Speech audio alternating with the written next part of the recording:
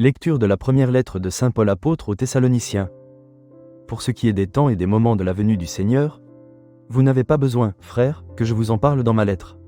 Vous savez très bien que le jour du Seigneur vient comme un voleur dans la nuit. Quand les gens diront « Quelle paix, quelle tranquillité !» C'est alors que, tout à coup, la catastrophe s'abattra sur eux, comme les douleurs sur la femme enceinte. Ils ne pourront pas y échapper. Mais vous, frères, comme vous n'êtes pas dans les ténèbres, ce jour ne vous surprendra pas comme un voleur. En effet, vous êtes tous des fils de la lumière, des fils du jour.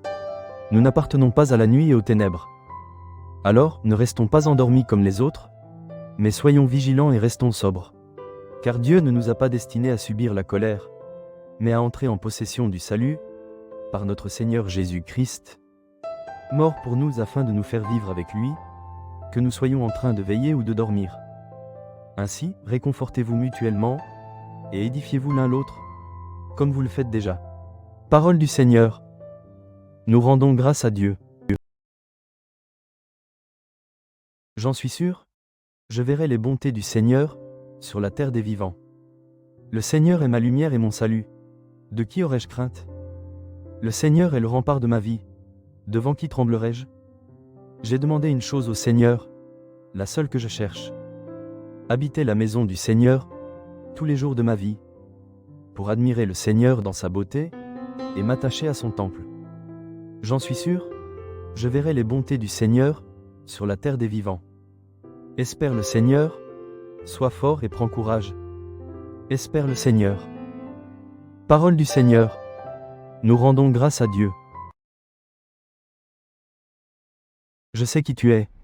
Tu es le Saint de Dieu. Un grand prophète s'est levé parmi nous, et Dieu a visité son peuple. Alléluia. Évangile de Jésus-Christ selon saint Luc. En ce temps-là, Jésus descendit à Capharnaüm, ville de Galilée, et il y enseignait le jour du sabbat. On était frappé par son enseignement, car sa parole était pleine d'autorité. Or, il y avait dans la synagogue un homme possédé par l'esprit d'un démon impur, qui se mit à crier d'une voix forte. « Ah, que nous veux-tu, Jésus de Nazareth? Es-tu venu pour nous perdre?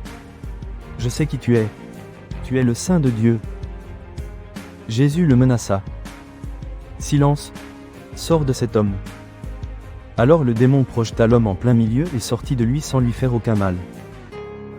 Tous furent saisis d'effroi et ils se disaient entre eux. Quelle est cette parole?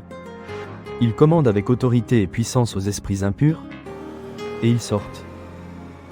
Et la réputation de Jésus se propageait dans toute la région. Acclamons la parole de Dieu. Nous rendons grâce à Dieu.